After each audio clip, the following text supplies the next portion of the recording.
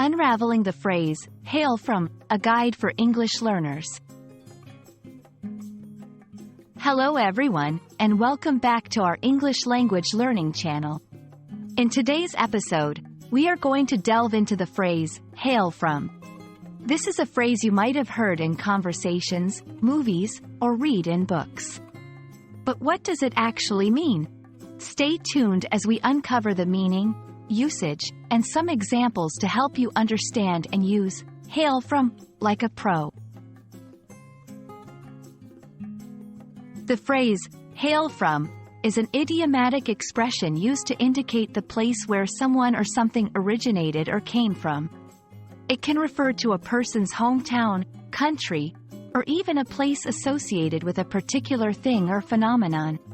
For instance, if someone says, "I hail from New York," it means that New York is their hometown or the place where they come from. It's important to note that hail from has a somewhat formal and old-fashioned tone, but it is still used in modern English, particularly in written form or formal speech. Using hail from is quite straightforward. Here's the basic structure. Subject plus hail from plus place. Subject. This can be a person, a group of people, or a thing. Place. This refers to the place of origin.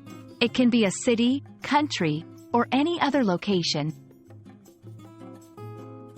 Examples. She hails from Canada. The best chocolates hail from Belgium. This ancient tradition hails from China.